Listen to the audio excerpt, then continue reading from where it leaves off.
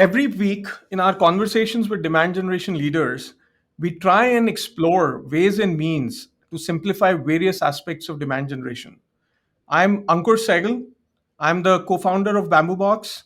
And in this week's episode, I'm going to delve a little deeper into building a demand generation motion for a multi product GTM with Prakash Ramnath. Prakash is a career marketer. He has 18 plus years of experience. At present, he's the VP marketing at PandoCorp, and he's a dear friend. And comes with tons of experience across multiple facets of marketing roles, including product marketing, branding, demand generation, and many others, which I'm sure he'll talk about as we start speaking with him. He's one of those individuals who can don a branding and a demand generation hat on demand, right? And that is what is very intriguing and very peculiar about Prakash. And hence, I wanted Prakash specifically to talk about this topic based on his experience over the last 15-18 years, right? Welcome, Prakash, and a very, very good morning to you. Thank you so much, Ankur. It's nice to be here with you. Thank you for having me, and look forward to our conversations. You have donned multiple hats, as I was saying earlier. You have been in sales. You have done product marketing for a while. You have done product management also for a while, which is very, very different for any marketer. Tell me how over the last 15-18 years, all of these various experiences and roles have helped you to shape you into what you are today as a marketer. It's like what Steve Jobs says as connecting the dots, right? You don't realize when it's happening to you, but you realize somewhere down the line that what you did earlier had an impact on what you're going to do later, right? So I started my journey in sales, hardcore B2C sales in SIFI technologies, and that was the time when the world was sort of migrating from dial-up to broadband. So we were supposed to, I was supposed to manage four territories, get customers to move from dial-up to broadband. I made the transition to a product management role. Again, completely different, right? In the product management, we were trying to do two things. We were building products which are market facing and launching it, right? Whether it is a B2C, we launched, let's say, a MMORPG game in way back in 2008. And that was a time when, like, South Korea was a huge gaming industry and we wanted to launch that. We were also building Right. a lot of mission critical business applications, right? And that was the time when I transitioned to marketing. I think digital marketing was like just on its offshoots with Starting. Right. blogs, adverts way back in like 2008 or 9. But that really helped me to apply and build a martech stack. I realized Right. a lot of data driven marketing is possible, right? So essentially, I think whatever you do has some way in of relevance to what you're going to do later in life, right? And even that includes whatever I'm doing now. So I think that's the learning for me, and I continue to learn as well. Absolutely. So how has marketing changed from then to now? 2008, you said, you started with digital marketing, and I'm sure in a company like Sifi, which was a brand in itself at that point in time, and they were growing massively. How was the appreciation of marketing then and now when you are working in a startup? How has that changed? Fundamentally, I think marketing was sort of viewed as a support function earlier, right? And typically the Right. perception is anything to do with branding, collaterals. I go to marketing. I know they will give me the brochures, they will give me everything, right? So when I transitioned to Ramco, and at that time, Ramco was sort of reinventing itself, right? And we were doing about, let's say, 80% of revenue from India, 20% outside India, and we wanted to kind of, expand globally as well, which meant you need to start building the blocks for a global brand, right? So then I said, hey, that means marketing has to be very strategic function. It cannot be a support function. I think today there is appreciation of what marketing is doing, and fundamentally that's because marketing is putting out there in trying to build the business along with the other teams from a go-to-market perspective, which was sort of disconnected earlier, but today there is a larger appreciation in that, and that means both, which means you're also building the brand, but you're also helping in terms of contributing to the demand generation, because at the end of the day, whatever we do in marketing essentially is contributing to demand generation. If you're building a brand for the long term, it has to come to contribute to demand generation, or if you're doing short term tactics to do that, it is contributing to demand generation.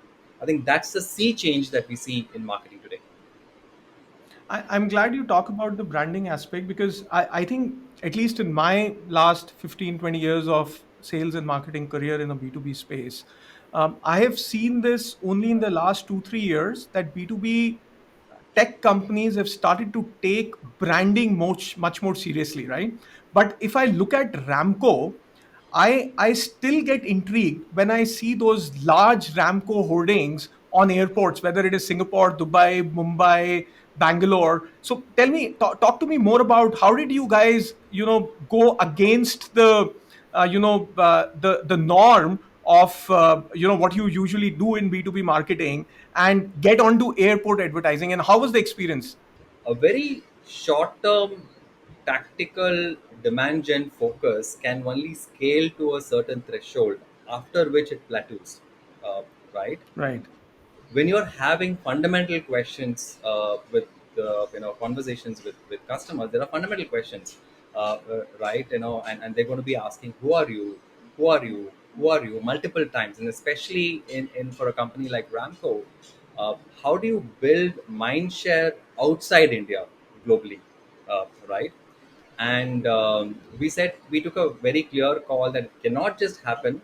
You're doing whatever LinkedIn campaigns and AdWords campaigns, you're participating in large trade shows, events, you're working with different partners, but hey, there needs to be a mind share that needs to be built, right?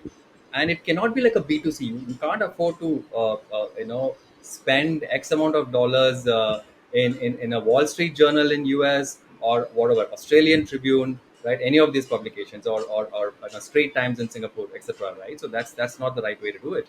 So then we said, hey, let's break it down to logical element. If you want to look at it ABM, and if you want to build brand, right? Fundamentally, your TAM is very, very limited, right? Where else can we sort of engage and build the mindshare with these accounts?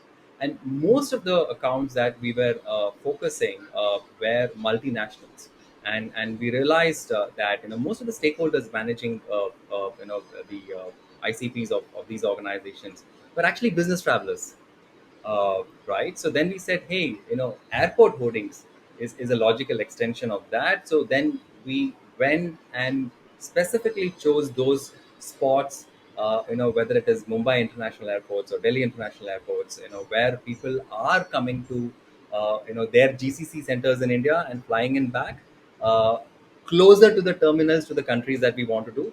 So we were able to kind of activate that, right?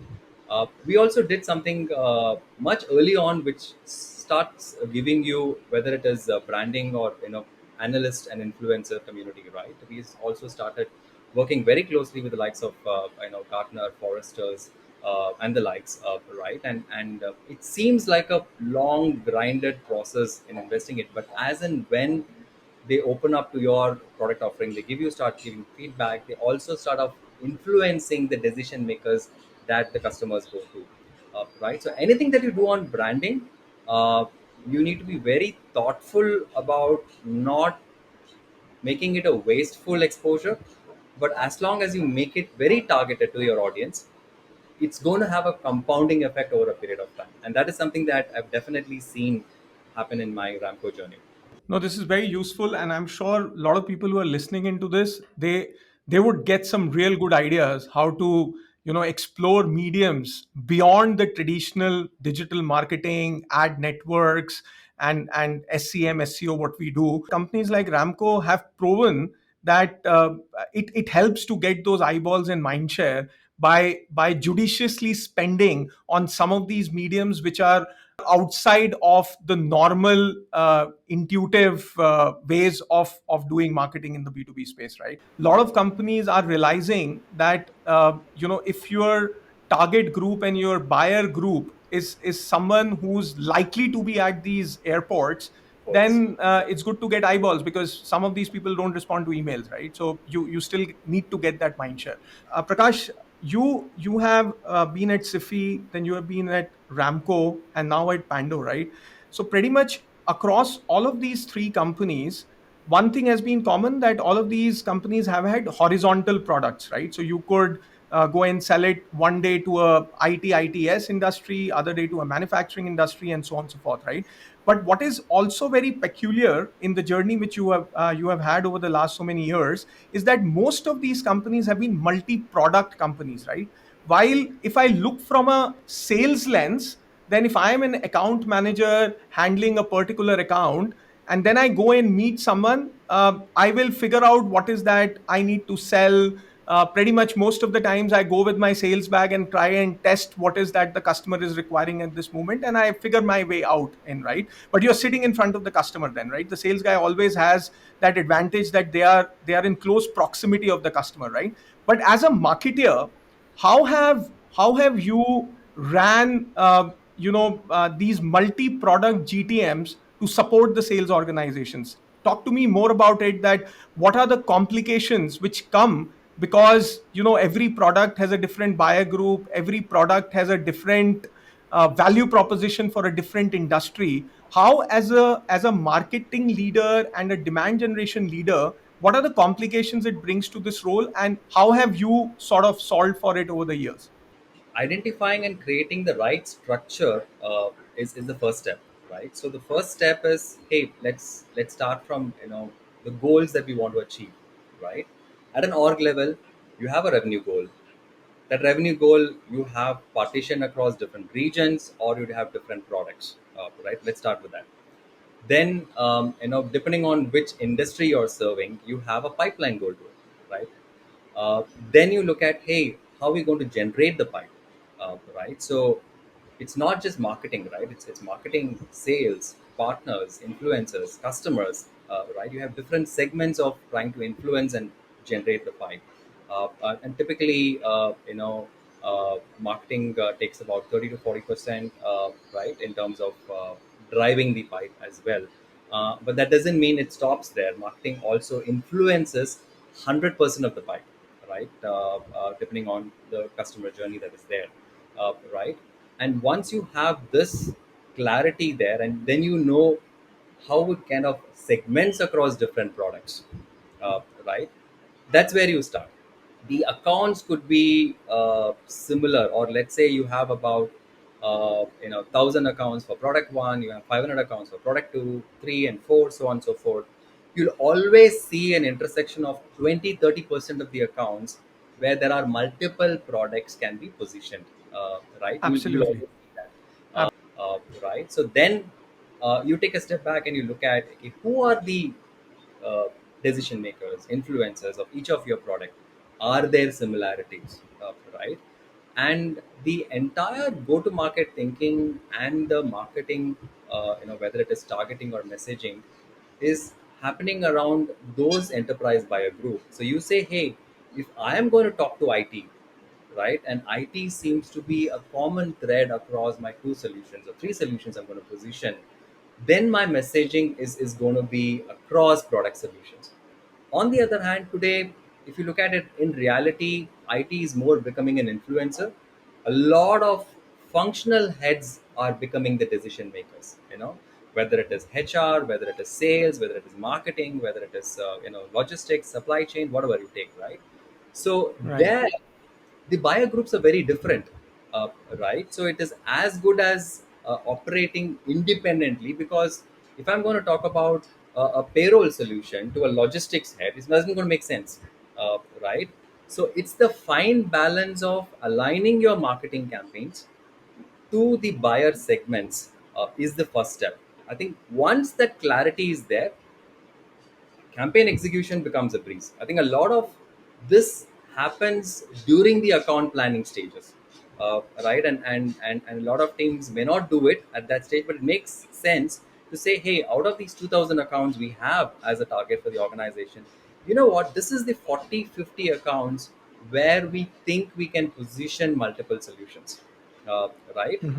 That sort of clarity helps in dovetailing into whatever campaigns you do. It can be a digital campaign, it can be an event led campaign, a partner led campaign, customer advocacy campaign. Everything will fall in place once the structure is very very clear, right? So I think that's the secret sauce Right. there. Do you try and map the sales GTM somewhere in the marketing org so as to have a one-to-one support of the front end GTM? Say for example, if the products are very different, while of course there is a land and expand play, but a lot of larger organizations like Ramco still have a very horizontal and a vertical motion, right? So is this the same replica which you have seen to be working in the demand generation and marketing function as well, that you have a horizontal and a vertical sort of a metrics organization within the marketing function as well to support that kind of a GTM? Yes and no, depends on the context, right? And depends on how high touch your solution is. Let me take an example here. um, in Ramco, for example, the aviation is a very very high touch solution. You need, whether it is marketing or whether it is sales, you need people who understand the domain. So we had a sales leadership specifically for aviation accounts globally, uh, right? Okay. And the sales team was also focused only on aviation from that perspective. Right. Uh, from a marketing standpoint, it was very logical because anyway we are grouping product marketing across specific products. So we had somebody for aviation, somebody for payroll, somebody for asset management, so on and so forth. So that was already in place, right? Now there is another team which sort of very very critical team that sort of interfaces between marketing and sales. You can call them business development, you can call them regional marketing, who are actually working hand in glove with the sales team. And this is the team, I typically say, they are the strikers in a game of football, right? While you may have a product marketing team, content team, providing ammunition supports with campaigns, so on and so forth, that's the team who's going to hit the goal of a sales qualified opportunity, or a marketing qualified opportunity. Organizations to take a call whether that person needs to be a generalist or a specialist, depending on the market size, opportunity, the portfolio of products in the market, Of the right? products. Right. For us in US, we realized that and US is a big market from an aviation perspective, right? We needed someone who is a specialist because the opportunity size and engagements were really large. So we typically had somebody focused from marketing for business development, specifically for aviation, right? For the rest of the products, it could be the same marketer, right? So I think it boils down to which enterprise buying group, whether you need domain specialist, and what's the market opportunity size. I mean, if you put these three four broad constraints, I think the answer will be very clear. Right. So I think what I hear you saying is that there is no, of course, one size fits all approach. So you have to see where your opportunity is and what your portfolio of products is to decide whether you can work with a fairly horizontal structure, or you need to build a metrics organization to sort of map the overall organizational GTM. So that is something which is an evolving org structure, for the want of better word, right?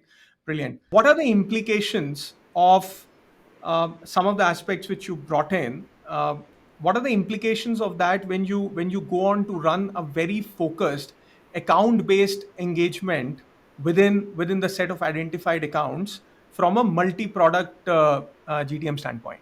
And I think the fundamental implications is how both sales and marketing are aligning around accounts, right? And you need to do sort of change that from a segment thinking to an account thinking, right? um, Mhm. Fundamentally, do we have list of target accounts aligned between sales and marketing? That's where it starts. A lot of organizations talk about ABM, but I ask them the very fundamental questions. Do your sales account managers have a list of target accounts? The answer is no. I think it starts with sales and marketing sitting together and say, hey, this is my list of accounts that I want to go after. This is my prioritization on the list of accounts that I want to go after. right? Then taking a step back in terms of assigning who is the sales owner, who is the marketing owner for each of these accounts, right? That sets the foundation, number one. Two, you will need to plan in terms of, okay, now let's see if there is set of cohort of accounts where I can group them together and see what is my story to the account. And this is where I know you mentioned about multi-product, right? In Pando, it could be multi-vertical as well for us Vertical. to True. it, True. right? So then, Right. you can say I want to group them by industry, because a retail industry or a CPG industry or an auto industry has a different story altogether when I want to position my solution, right? So you have the second level of planning in terms of which set of accounts, what is the story that you're going to do.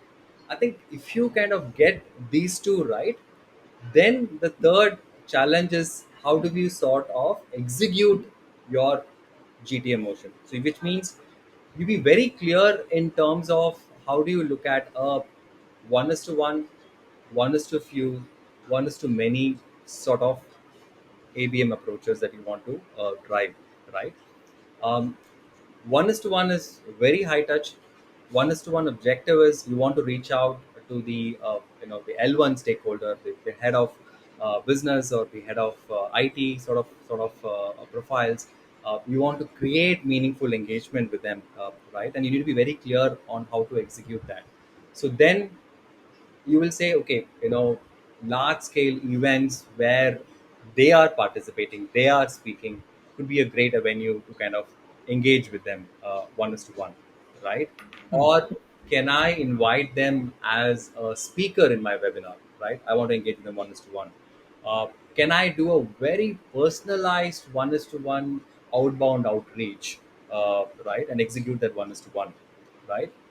Similarly, one is to few could be there's this whole evolution of VIP webinars. I want to just get 20 people onto my webinar, very carefully selected group of audience, right? And I want to really give a very thought provoking content to them, right?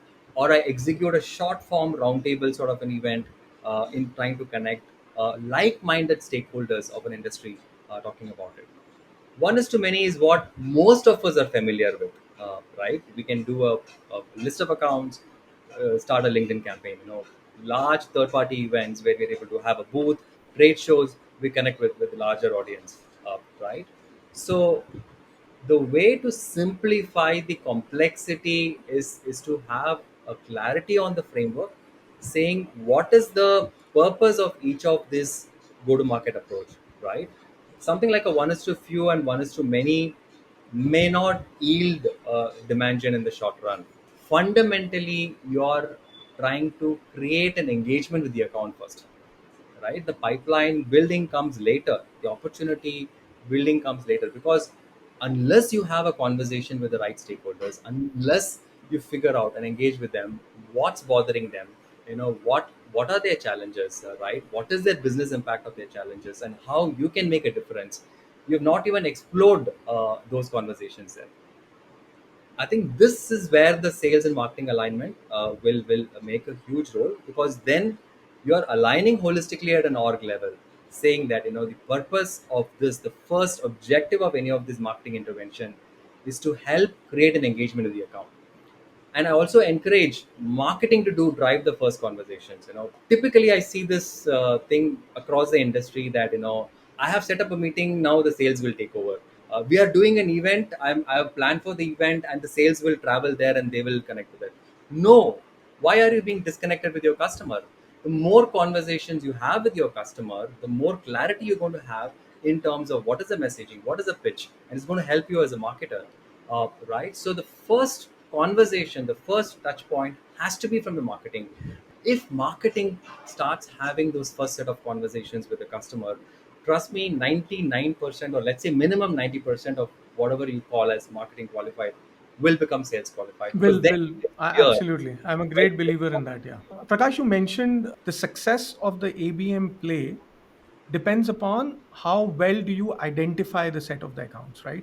How do you create that metrics right in the beginning, which is a product and account metrics that for this particular account, I want to run a very personalized one-to-one motion for product A versus product B at this juncture, because I believe my chances of making or opening this account through a product A is much bigger than product B at this point in time. Do you come across such decisions to be made? And if yes, then how do you drive those decisions?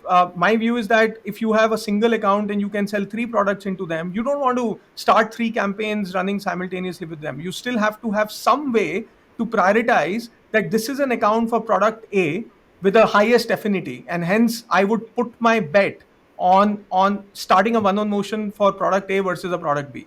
Do you come across such scenarios in real life, or this is more theoretical conversation? I think this is something that every marketer, every sales organization comes across sometimes, during the year as well, right? And it's a Yeah. dilemma. It's a big dilemma, right? Uh, Sometimes the fundamental question is taking a step back and asking ourselves, just because we are intending to create an opportunity into the account, are they ready for a change? Or is it something bothering with them? And most often you see that, either they don't have a need, and your conversation is actually progressing towards creating the need. You're going to ask a lot of probing questions. You're going to figure out how their existing IT landscape is. You're trying to figure out how, what is the team they have, and trying to unearth the problem, because sometimes they don't even are aware, not even aware that they have a need. uh, right? In this context, hedging your bet only on few specific accounts and say, I want to go deep into the accounts, I want to kind of drop the rest of the accounts, uh, might sometimes backfire, because first of all, you're trying to get an entry into the account, right? In Ramco, for example, the way we looked at it, so we looked at, hey, these are all the multinationals that we want to go after, right? A very clear segmentation of, or list of accounts, multinationals, and we said with multi-country presence, right? The second step is we looked at the countries that we have. We have about 50 plus countries where we do payroll, and we said, can we look at those companies where the intersection of our countries and the list of countries that is there is higher, right?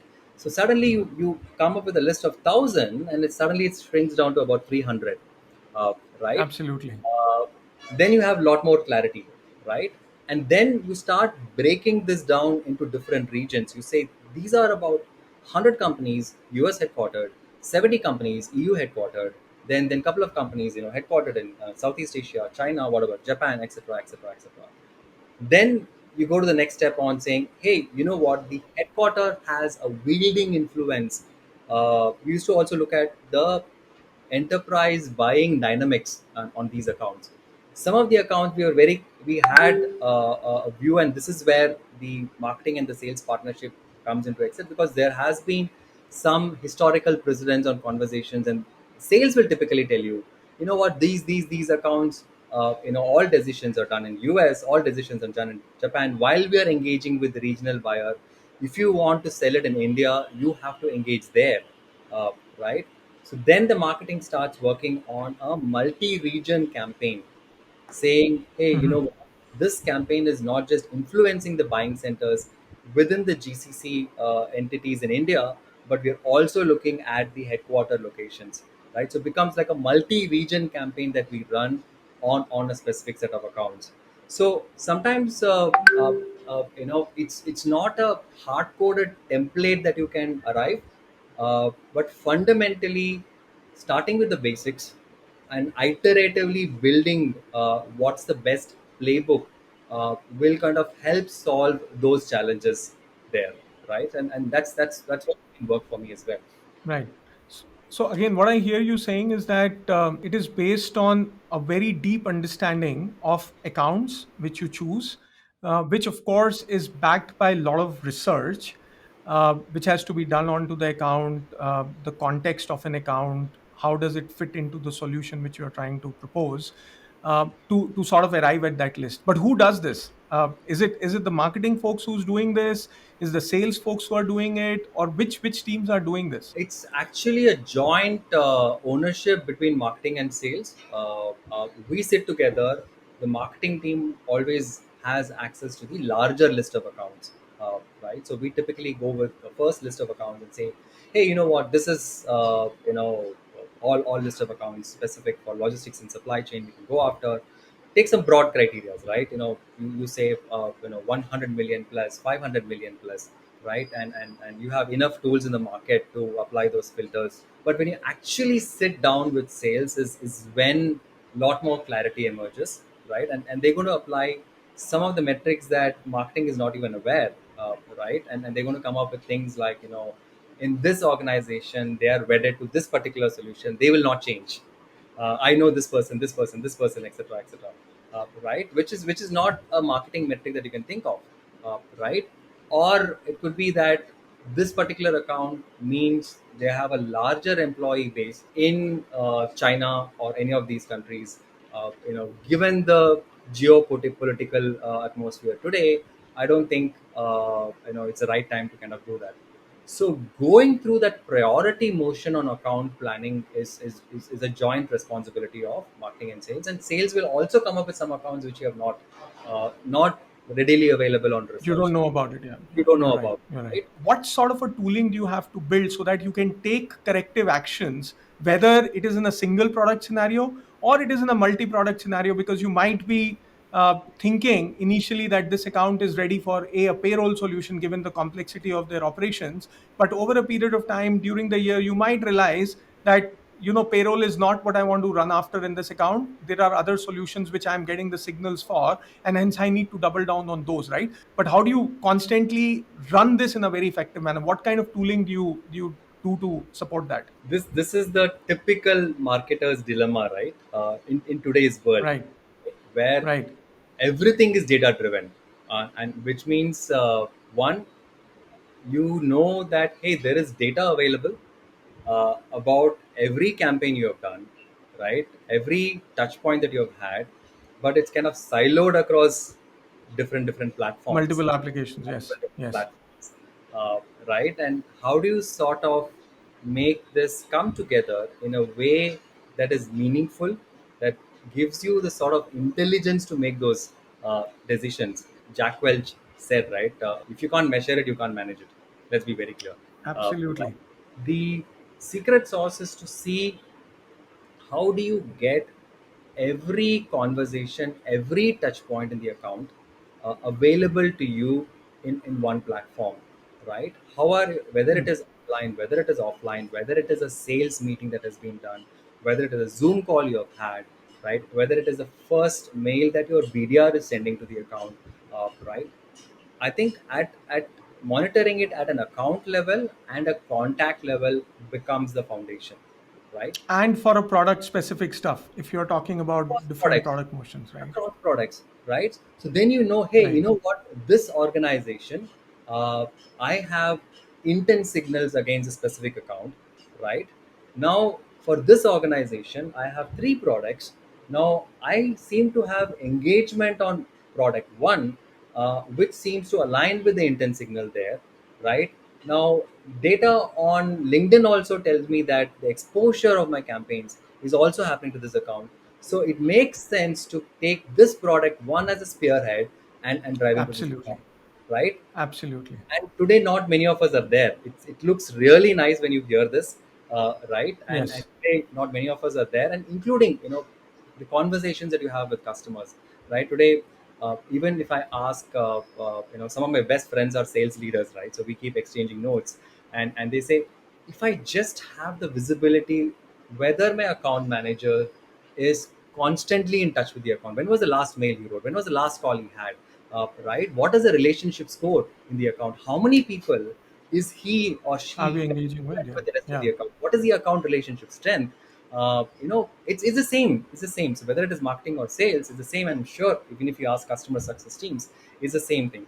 I It's the think same. Yeah. I'm talking on your behalf, Ankur, and I want to really appreciate people like you who have taken this head on and said, I'm going to build tools and capabilities in sort of solving this for marketers like us, right? And that's going to really help all of us in trying to put the pieces of the puzzle, right? Today, we are all driving on a foggy day, right? We can't take decisions based on rear view mirror because what has happened in the past cannot help you in the future.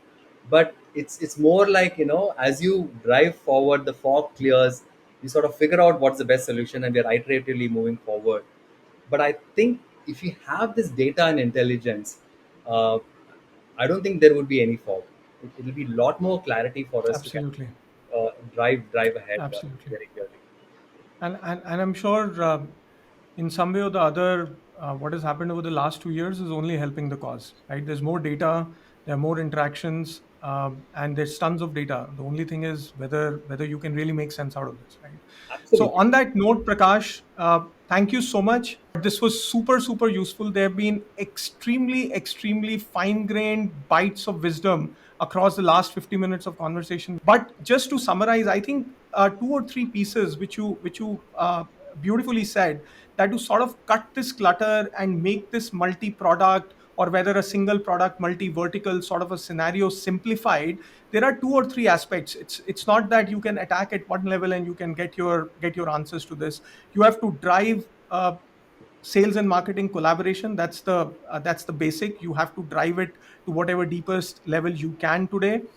Then the second aspect you said is that the marketing org structure also has a lot of hidden answers of reducing this complexity when you are building your GTM, right? And the third part which you mentioned was building um, an IT platform or an IT backbone or a tooling backbone which can align with your marketing org structure and your overall GTM, whether it is multi-product, single product. So all of those thoughts have to be brought in when you create that layer of the technology infrastructure to support this entire motion. But thank you so much, Prakash. You were brilliant, and thank you so much for your time. Thank you for creating a platform like this for marketers like us. It also helps us think while having this conversation. And just to end it, if you look at a marketer of the future, he or she needs to be fundamentally a business-driven person wearing a business hat. He or she fundamentally needs to be a relationship marketer, right? And of course they need to be a marketing technologist. I think it's an intersection of skills. It's an interesting That's the time to word. get in, and you need to explore various facets of your skills and capabilities to drive the best for your business. Thank you so much for having me. Thanks, Prakash. Ladies and gentlemen, this was Simplifying Demand Generation, episode 2, and this is Ankur Saigal signing off. Stay tuned in for many more such insightful conversations with demand generation leaders. Thank you so much for listening in. Thanks a lot. Bye bye.